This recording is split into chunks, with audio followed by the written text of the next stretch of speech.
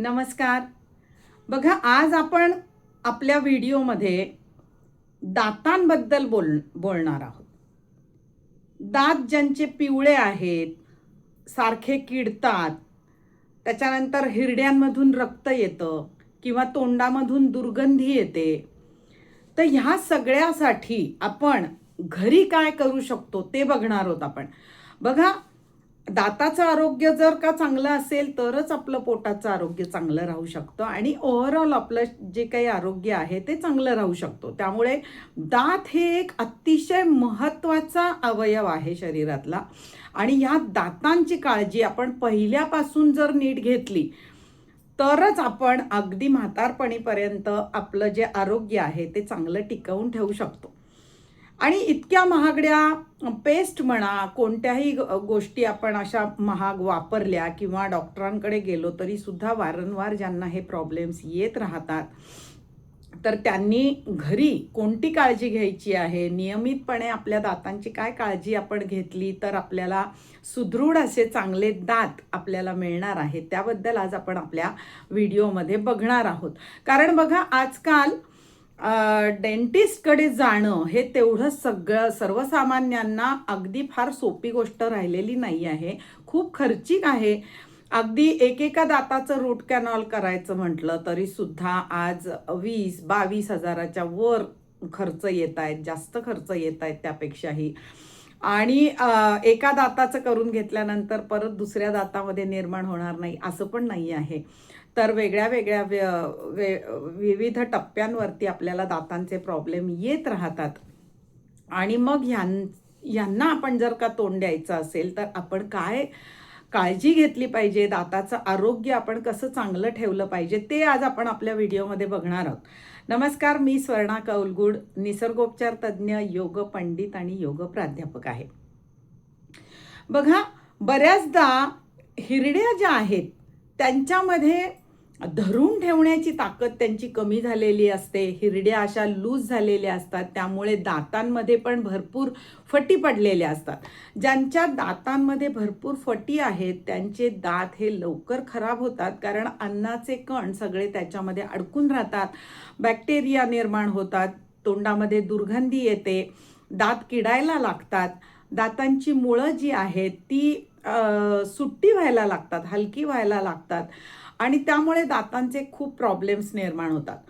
काहींना खूप असा हार्ड ब्रश वापरायची सवय असते, खूप वेळ दात घासायची सवय असते. त्यांना वाटतं आपण जर जोरात दात घासले किंवा अगदी कडक अशा ब्रशनी घासले तर आपले दात खूप स्वच्छ निघतील किंवा दातांमध्ये अडकलेली घाण निघून जाईल. पण ह्याचा अगदी उलट परिणाम होतो.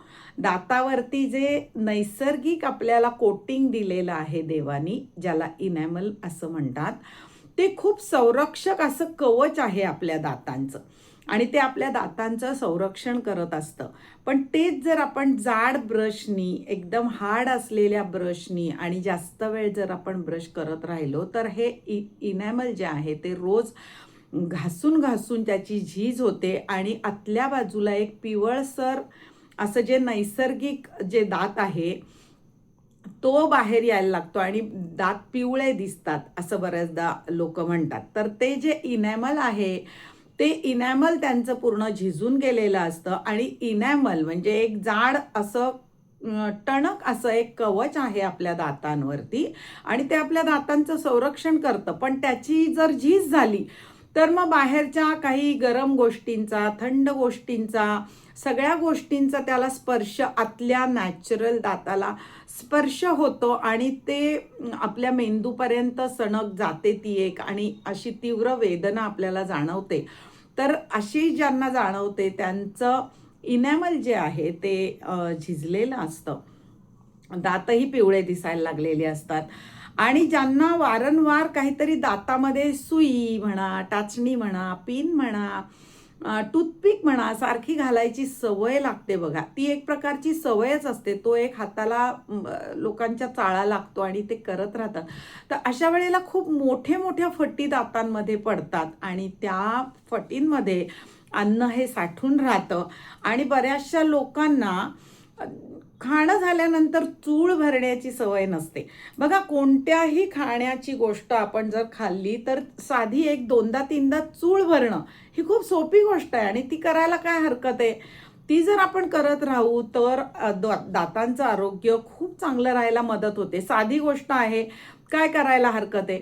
किंवा सकाळी सकाळी लोक दात एकदम असे मी सांगितले तसे हार्ड ब्रशनी खूप घासतात. त्यापेक्षा जर आपण रात्री जेवण झाल्यानंतर जर सॉफ्ट अशा ब्रशनी हलकेच जर ब्रश केला दातांना, खुळखुळ खुळखुळ असं दोनदा चारदा पाणी तोंडात घेऊन जर चांगल्या चुळा भरल्या, जीभ आतपर्यंत धुतली व्यवस्थितपणे आणि मग जर रात्री झोपलो तर जो रात्रभर सलायवा निर्माण होतो तर सकाळी सकाळी आपल्याला पचनासाठी त्याचा मदत मिळते. बघा, आपल्या लाळेमध्ये जे टायलिन असतं त्याची मदत आपल्याला सकाळी मिळते अन्नपचनासाठी. त्याच्यामुळे सकाळी सकाळी उठून ब्रश करण्याच्या ऐवजी जर आपण रात्री ब्रश करून झोपलो तर ते जास्त फायदेशीर ठरतं. आणि दरवेळच्या खाण्यानंतर चूळ भरणे ही एक सवय लावून घ्यायची आहे की जेणेकरून आपल्याला वेळच्या वेळी फटींमध्ये अडकलेलं अन्न जर आपण काढून टाकलं तर आपल्याला त्याच्यामध्ये कीड होण्याची, बॅक्टेरिया होण्याची संभावना खूप कमी होणार आहे. त्याच्यानंतर हिरड्यांचं आरोग्य चांगलं करायला पाहिजे. बघा, हिरड्या जर आपल्याला मजबूत असतील तर आपले दात जे आहेत ते मजबूत पकडले जातात, दातांमधल्या फटी कमी होतात. हळूहळू काही जणांमध्ये बघा वयाप्रमाणे दातांमध्ये फटी पडतात, पुढच्या दातांमध्ये पडलेल्या असतात, बऱ्याचदा खूप मोठी गॅप होते. हे वयाप्रमाणे थोडंसं होत राहतं काही काहींना. हाडांची ताकद, कारण दात हे एक हाड आहे ना, त्यांची ताकद जी आहे ती कमी होऊन जाते. हिरड्यांची ताकद पकडून ठेवण्याची कमी होते आणि त्यामुळे दातांमध्ये फटी निर्माण व्हायला लागतात, खूप मोठी फट निर्माण होते. आता ही हिरड्यांची जर का आपल्याला ताकद वाढवायची असेल तर तुरट जे पदार्थ असतात ते जर आपण हिरड्यांवरती लावले, पूर्वीच्या काळी तर मोहरीच्या तेलामध्ये हळद घालायचे आणि ते लावायचे हिरड्यांना, दातांना. त्यामुळे एक प्रकारचं आवळून धरण्याची जी गोष्ट आहे ती व्हायची आणि त्यामुळे हिरड्या ज्या आहेत त्या मजबूत व्हायच्या, दातांमध्ये फटी व्हायच्या नाहीत आणि त्यामुळे दात खराब होण्याचं प्रमाण पण खूप कमी व्हायचं. किंवा आता ज्या मार्केटमध्ये पावडरी मिळतात, दंतमंजन जे मिळतात, तर ते सुद्धा तुम्ही हातावरती घेऊन जर बोटांनी व्यवस्थित हिरड्यांना चोळून लावले तर त्याच्यात बघा आवळून धरण्याचे जे गुण आहेत त्या पावडरींमध्ये ते आपल्या टूथपेस्टमध्ये नाही आहेत. तर त्यामुळे त्या पावडरी जर तुम्ही हिरड्यांसाठी वापरल्या तर हिरड्या खूप मजबूत होतात आणि दातांमधल्या फटी कमी करायला त्याची खूप मदत होते. आणि दात अगदी जवळजवळ असतील तर दातांचे प्रॉब्लेम अजिबात येत नाहीत, कारण दातांच्या फटींमध्ये अन्न अडकून जे काही प्रॉब्लेम्स निर्माण होतात तर ते होत नाहीत. दातांची मुळं खिळखिळी झाल्यानंतर ती किडतात सुद्धा, खाली अन्नाचे कण जातात, बॅक्टेरिया तिथे निर्माण होतात, कीड लागते आणि त्याच्यानंतर मग सगळे दातांचे प्रॉब्लेम येतात. तर दातांची मुळं भक्कम असतील, हिरड्या जर भक्कम असतील तर आपल्याला हे प्रॉब्लेम येणार नाहीत.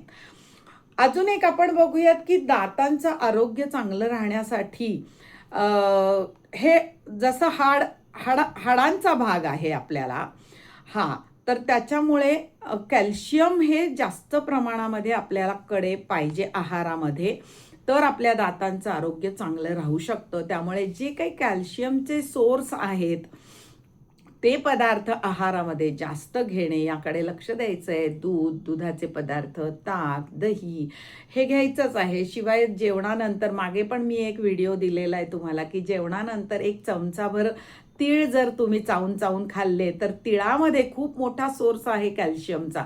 त्याच्यामुळे दातांचं आरोग्य चांगलं होण्यासाठी जेवणानंतर एक चमचा तीळ चावून चावून खाणे हा खूप चांगला पर्याय आहे. त्याच्यानंतर चुन्यामध्ये पण बघा खूप चांगल्या प्रमाणात कॅल्शियम असतं. त्यामुळे एक अगदी नखभर एवढासा, गव्हाच्या दाणा एवढा किंवा त्याच्याहूनही कमी असा चुना जर आपण आपल्या विड्याच्या पानांना जर असा लावून जर रोज विड्याचं पान जर जेवणानंतर खाल्लं तर ते सुद्धा आपल्याला खूप उपयोगी आहे दातांसाठी. तर कॅल्शियम चांगलं जर असेल तर दातांची जी काही मजबूती आहे ती खूप चांगली राहते. त्यामुळे कॅल्शियम कमी आहे का याचा तपासण्या करा. आहारामध्ये कॅल्शियम वाढवण्याचा प्रयत्न करा. आता कॅल्शियम काही काही वेळेला काय होतं, शरीरामध्ये कॅल्शियमचं प्रमाण खूप चांगलं असतं, पण ॲब्सॉर्ब करता येत नाही कॅल्शियम रक्तामध्ये, कारण व्हिटॅमिन डी कमी असतं. मग व्हिटॅमिन डी कमी असेल तर उन्हामध्ये सकाळी कोवळ्या उन्हामध्ये बसणं हे सुद्धा आपल्या दातांसाठी खूप छान आहे. नाहीतर व्हिटॅमिन डीची कमतरता ही टॅबलेट्सनी सुद्धा भरून काढता येते. तर डॉक्टरांचा ह्या संबंधी सल्ला घ्या प्रॉपर, आणि व्हिटॅमिन डीची कमतरता असेल तर ती भरून काढा, म्हणजे कॅल्शियमचं ॲब्सॉर्प्शन चांगलं होईल. त्याच्यानंतर बऱ्याचदा आपण बघतो की काही जणांना पायोरिया होतो. म्हणजे काय असतं की हिरड्यांमधून रक्त येतं. दात घासताना दरवेळेला जरा जरी ब्रश लावला तरी रक्त यायला लागतं, अगदी बळाबळा रक्त येतं.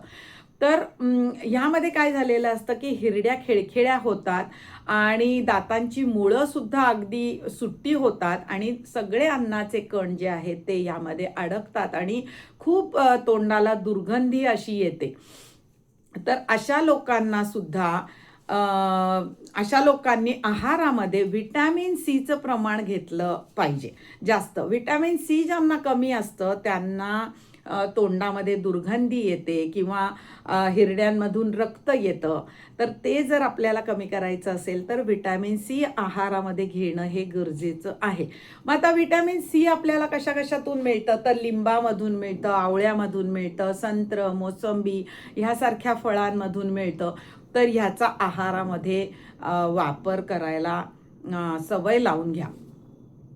आता ह्या जे काही व्हिटॅमिन सी जास्त असलेली जी काही फळं आहेत त्यांच्यामध्ये आम्लता खूप जास्त असते. त्याच्यामुळे काय होतं की आम्लता वाढते आणि दातांवरचं जे इनॅमल आहे ते थोडंसं लूज होतं. जे काही घट्ट असतं तर ते थोडंसं लूज होतं.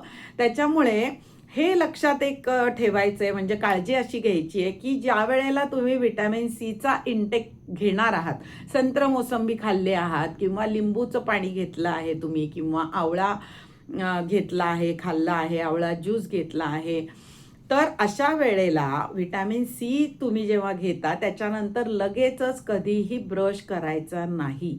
त्याच्यामुळे इनॅमल जे आहे दातावरचं ते निघून जातं आणि त्यामुळे भक्कमपणा दातांचा कमी होतो. त्यामुळे नेहमी व्हिटॅमिन सी जेव्हा तुम्ही घेता किंवा अशी फळं व्हिटॅमिन सी असलेली जेव्हा खाता त्यावेळेला फक्त एक दोनदा तीनदा चूळ भरा, अशी असं पाणी घेऊन खुळखुळ खुळखुळ करायचं आणि काढून टाकायचं, असं एक दोनदा तीनदा करा. ह्याचा जास्त चांगला उपयोग होईल. तर निश्चितपणे हे सगळे बदल करा. आणि आज आपण बघणार आहोत की दातांसाठी आपण काय तयार करणार आहोत घरच्या घरी, जेणेकरून आपले दात तर शुभ्र होणारच आहेत, पिवळेपणा सगळा निघून जाणार आहे, दात शुभ्र होणार आहेत, हिरड्या मजबूत होणार आहेत, बॅक्टेरिया जर झाले असतील तर ते कमी होणार आहेत, दुर्गंधी दातांची कमी होणार आहे, दात मजबूत होणार आहेत. तर असं काय आपण बनवणार आहोत जे खूप अशा महागड्या औषधं किंवा महागड्या अशा टूथपेस्ट सुद्धा मागे टाकतील, एवढं ते चांगलं प्रभावी आहे. तर ते आपण आज बनवायला बघणार आहोत. त्याच्यासाठी आपल्याला तुरटी लागणार आहे, त्याच्यानंतर लवंगा जे असतात घरामध्ये त्या लागणार आहेत, सैंधव मीठ लागणार आहे, ज्याला पिंक सॉल्ट असं म्हणतात, रॉक सॉल्ट असं पण म्हणतात. तर हे सैंधव मीठ लागणार आहे आणि चौथा पदार्थ लागणार आहे आपल्याला मोहरीचं तेल. तर हे चारही घेऊन आपण काय बनवणार आहोत ते बघा. तुरटीची पावडर कधीही कुठल्याही गोष्टीसाठी डायरेक्ट वापरायची नाही. तुरटीचं भस्म करायचं आणि नंतर ती अंमलात आणायची. तर ते तुरटीचं भस्म कसं करायचं ते पण आता आपण पुढे व्हिडिओमध्ये बघणार आहोत. तुरटीचे खूप चांगले म्हणजे अगदी चेहऱ्याची त्वचा उजळण्यासाठी किंवा जर आपल्याला युरिन इन्फेक्शन वारंवार होत असेल, लघवीतून महिलांना इन्फेक्शन होत असेल, त्यासाठी सुद्धा तुरटी खूप उपयोगी पडते. पुढे जाऊन काही व्हिडिओमध्ये आपण तुरटीचे हेही उपयोग बघणार आहोत की त्वचेसाठी तुरटी कशी उपयोगी पडते किंवा युरिन इन्फेक्शन तुम्हाला होत असेल तर तुरटी कशी उपयोगी पडते, तर ते आपण सगळं पुढच्या येणाऱ्या व्हिडिओमध्ये बघू. पण तुरटी जशीच्या तशी कधी वापरायची नाही, तुरटीचं भस्म करूनच वापरायचं. तर ते कसं करायचं आहे ते पण आपण आता व्हिडिओमध्ये बघणार आहोत. जाता जाता अजून एक सांगायचं म्हणजे दातांसाठी तुरट असलेली फळं पण खूप उपयोगी पडतात. जसं आपण बघितलं आवळा हा तुरट असतो, तो दातांसाठी भक्कम दात होण्यासाठी उपयोगी आहे. तसंच दुर्गंधी घालवण्यासाठी, दातातून जर रक्त येत असेल हिरड्यांमधून तर ते कमी करण्यासाठी आपल्याला आवळा उपयोगी पडतोच. पण अजून एक फळ उपयोगी पडतं, त्याचं नाव आहे जांभूळ. आता बघा या पावसाळ्यामध्ये तर आपण खूप जांभळाचा अगदी सडा पडताना बघतोय आणि सगळीकडे अगदी जांभूळ विकायला भरभरून येत आहेत. तर निश्चितपणे तुम्ही जांभूळ खा. जसं आपल्याला डायबिटीससाठी जांभूळ उपयोगी आहे हे सगळ्यांना माहीतच आहे. पण दाताच्या आरोग्यासाठी जांभूळ खूप उपयोगी आहे. जांभळामध्ये बघा लोह भरपूर प्रमाणामध्ये आहे, व्हिटॅमिन सी भरपूर प्रमाणामध्ये आहे, फॉस्फरस त्याच्यामध्ये भरपूर आहे, तर कॅल्शियम भरपूर आहे जांभळामध्ये. तर हे सगळे घटक जांभळामध्ये असल्यामुळे आणि शिवाय जांभूळ हे थोडं तुरट असल्यामुळे आपल्या दातांसाठी खूप उपयोगी आहे. त्यामुळे जांभूळ जेवढे भरपूर मिळत आहेत, तर ज्यांचं दाताचं आरोग्य ज्यांना चांगलं ठेवायचं आहे त्यांनी जांभूळ मुबलक प्रमाणामध्ये खा. इव्हन जांभळाच्या ज्या बिया असतात त्या सुकवून त्यांची जर पावडर केली तुम्ही, तर ह्या पावडरीमध्ये सुद्धा थोडंसं 2 चुटकीवर अशी जांभळाची पावडर घ्यायची, त्याच्यामध्ये 2 चुटकी सैंधव मीठ घालायचं आणि थोडंसं मोहरीचं तेल घालायचं आणि त्यानी दात आणि हिरड्या चांगल्या घासायच्या आणि नंतर तोंड धुवून टाकायचं. तर ह्यानी सुद्धा आपले दात आणि हिरड्या खूप मजबूत होतात. तर चला तर मग आता बघूयात आपण घरगुती आपण काय दातांसाठी करणार आहोत ते. आणि जर आपल्या व्हिडिओ तुम्हाला आवडत असतील तर निश्चितपणे सबस्क्राईब करा, विसरू नका सबस्क्राईब करायला. तुमच्या एका सबस्क्राईब केल्याने माझं प्रोत्साहन खूप वाढतं आणि सबस्क्राईब करणं फ्री आहे. दुसऱ्याचं चांगलं केलं तर आपलं पण चांगलं होतं. त्याच्यामुळे निश्चितपणे सबस्क्राईब करा, लाईक करा आपला व्हिडिओ आणि तुम्हाला फायदे होत असतील तर मला कमेंट्स करून निश्चितपणे कळवा. कारण भरपूर जणांचे मागचेही व्हिडिओ आपण सांधेदुखीसाठी तेल दिलेलं आहे, सांधेदुखीसाठी लेप सांगितलेला आहे, गुडघे जर आपले असे वाकडे झाले असतील तर त्याच्यासाठी सुद्धा आपण व्हिडिओ दिलेला आहे. तर ह्यासाठी मला भरपूर पेशंटचे ज्यांनी व्हिडिओ पाहिला त्यांचे मला फोन येतात की खूप छान व्हिडिओ होता, आम्हाला त्याचा खूप उपयोग झाला. तर हे जर तुम्हाला उपयोगी पडत असेल तर मला निश्चितपणे फोनही करा, मी फोन नंबर दिलेला आहे, कमेंट्स करा. तर भेटूयात पुढच्या व्हिडिओमध्ये. बघा आता पुढे मी व्हिडिओ दिलेला आहे की कसं कसं बनवायचं आहे आपल्याला. आता आपल्याला काय काय वस्तू लागणार आहेत त्या आपण बघणार आहोत. पहिली जी गोष्ट लागणार आहे आपल्याला ती आहे तुरटी. बघा तुरटी अशी पण मिळते किंवा अशी मोठी मोठी खडी साखरेसारखी सुद्धा मिळते. जशी मिळेल तुम्हाला तुरटी तशी घ्यायची आहे तुम्ही. आपल्याला ह्याची पावडर करायची आहे तुरटीची. त्याच्यानंतर दुसरी वस्तू आपण घेतलेली आहे ती आहे सेंधा नमक, ज्याला पिंक सॉल्ट पण म्हणतात, कोणी कोणी रॉक सॉल्ट म्हणतात, पिंक सॉल्ट म्हणतात. जे उपासाला चालतं असं हे पिंक कलरचं जे मीठ आहे सेंधा मीठ, सैंधव, तर ते आपल्याला लागणार आहे. त्याच्यानंतर लवंग आपल्याला लागणार आहेत आणि त्याच्यानंतर आपल्याला लागणार आहे मोहरीचं तेल. तर मोहरीचं तेल पण लागणार आहे. आता आपण थोडी तुरटीची पावडर करणार आहोत. अशीच डायरेक्ट तुरटी आपल्याला वापरायची नाही आहे, तुरटीचं आपल्याला भस्म लागणार आहे. तर ते कसं करायचं आहे ते आता बघूयात. सुरुवातीला मी आता ही जी तुरटी आहे ती थोडी बारीक करून घेते. लवंगा ज्या आहेत त्या थोड्याशा लवंगांचं आपण पावडर बनवून घेऊया. त्याच्यानंतर हे जे सेंधा नमक आहे ह्याचं सुद्धा आपण थोडी पावडर बनवून घेऊया. सैंधव मीठ ज्याला आपण म्हणतो, तर ह्याची पावडर, लवंगाची पावडर आणि तुरटीची हलकीशी पावडर असं आपण बनवून घेऊया आणि नंतर आपण पुढे बघूयात की ह्याचं आपण भस्म कसं करणार आहोत ते. आता बघा आपण लवंगांची पावडर करून घेतलेली आहे. त्याच्यानंतर इथे आपण पिंक सॉल्ट जे आहे, सैंधव मीठ त्याची पावडर केली आहे. मोहरी आहे, मोहरीचं तेल आहे इथे, मोहरीचं तेल. तर लवंगांची पावडर, सैंधव मीठ, इथे तुरटीची पावडर आपण करून घेतली आणि ती एका तव्यामध्ये घेतलेली आहे. आता आपण बघूयात की ह्या तुरटीच्या पावडरीचं आपण भस्म कसं बनवणार आहोत. तर आता इथे गॅस चालू केलेला आहे आणि त्याच्यावरती आपण हा तवा ठेवूयात आणि थोडंसं हळू करणार आहोत आपण. आणि असा जो आपल्याकडे चमचा असतो पोहे खायचा, त्याची जी मागची बाजू असते त्याने आपण हे जे तुरटी आहे तिचं भस्म बनवणार आहोत. आता बघा, ह्याचा आधी सुरुवातीला जे आहे ते थोडंसं पाणी होतं.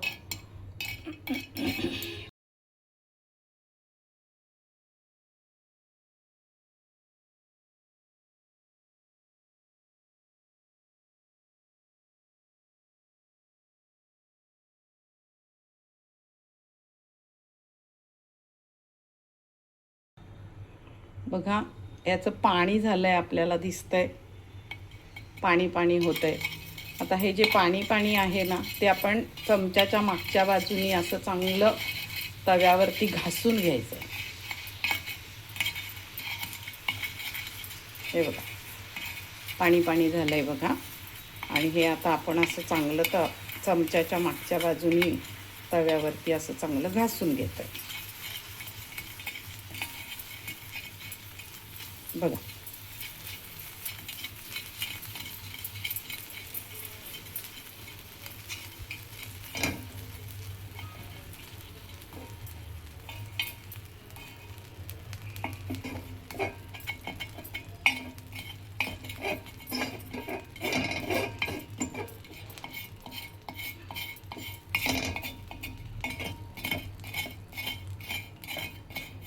हे जे आपल्याला मिळालेलं आहे ते आहे तुरटीचं भस्म.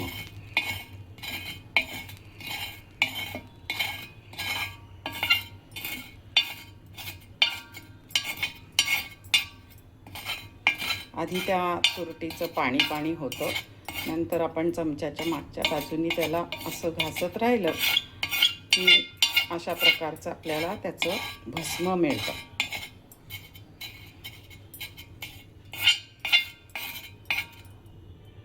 बघा, आता हे आपण एका ताटलीमध्ये काढून घेऊया. थोडंसं गार झालं की त्याला हाताने अगदी बारीक असं चुरलं तरी सुद्धा त्याचं चांगलं चूर्ण होतं. गॅस बंद करूयात. बघा, आता हे भस्म जे आहे ते आपण आता ताटलीमध्ये काढून घेणार आहोत.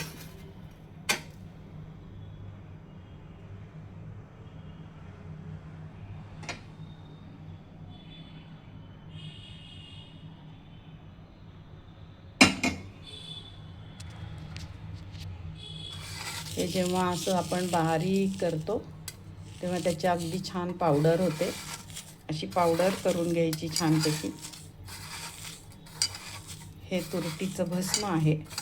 आता आपण पुढची कृती बघणार आहोत. आता हे भस्म बनवलं आहे, आता का वाटीत घेऊयात आणि मग पुढे काय करायचं बघूयात. आता हे तुरटीचं जे भस्म आपण बनवलं आहे ते आता आपण वाटीमध्ये काढून घेतलेलं आहे. इथे आहे ते सैंधव मीठ आहे, इथे लवंगाची पावडर आहे आणि इथे मोहरीचं तेल आपण घेतलेलं आहे. आता बघूयात आपण की एक चमचा घ्यायचा आहे. चमच्यामध्ये आपण तुरटी 2 चिमट म्हणजे काय, अंगठ्याजवळचं बोट आणि अंगठा ह्याच्यात एवढं जेवढं बसेल तेवढं आपण इथे चमच्यामध्ये घेणार आहोत. 1 चिमटीभर तुरटीची पावडर भस्म आणि हे 2 चिमटीभर तुरटीचं भस्म आपण घेतलेलं आहे. 2 चिमटीभर. आता 2 चिमटीभर आपण घेणार आहोत सैंधव मीठ. बघा, चिमटीत जेवढं बसेल तेवढंच घ्यायचं आहे 1.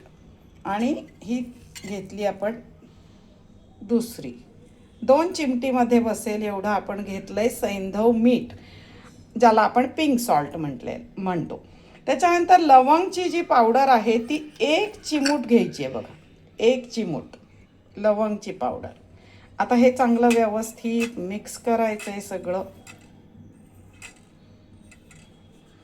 आणि ह्याच्यामध्ये आपण अगदी थोडंसं मोहरीचं तेल घालणार आहोत आपण आता. बघा, ह्या सगळ्यामध्ये आपण आता अगदी थोडंसं मोहरीचं तेल घातलेलं आहे. मोहरीचं तेल अगदी थोडंसं घालायचं आहे आणि हे चांगलं आता मिक्स करायचं आहे.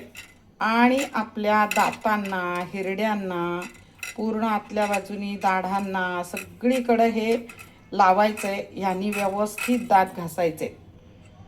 रात्री झोपताना हे करा. व्यवस्थितपणे ह्याचा चांगला दातांवरती मसाज करायचा आहे.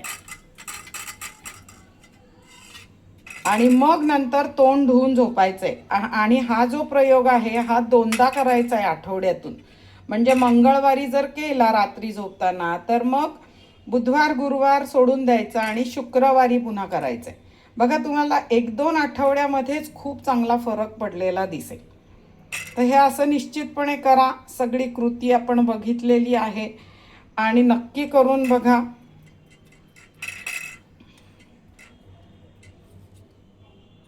चला भेटूया तर मग पुढच्या व्हिडिओमध्ये. त्रिवेणी योग निसर्गोपचार केंद्राचे व्हिडिओ पाहत असाल, तुम्हाला आवडत असतील तर नक्की लाईक करा, सबस्क्राईब करा, आपल्या मित्रमैत्रिणींना पाठवत चला. कारण ह्यांचे खूप उपयोग चांगले आहेत आपल्या पेशंटवरती. आपण ह्याचे खूप चांगले रिझल्ट बघतो आणि म्हणून मी हे सगळं तुम्हाला व्हिडिओमध्ये घरच्या घरी कसं बनवायचं ते शिकवते. निश्चितपणे करून बघा आणि मला चांगले तुमचे रिझल्ट कळवत चला कमेंट्समध्ये. धन्यवाद.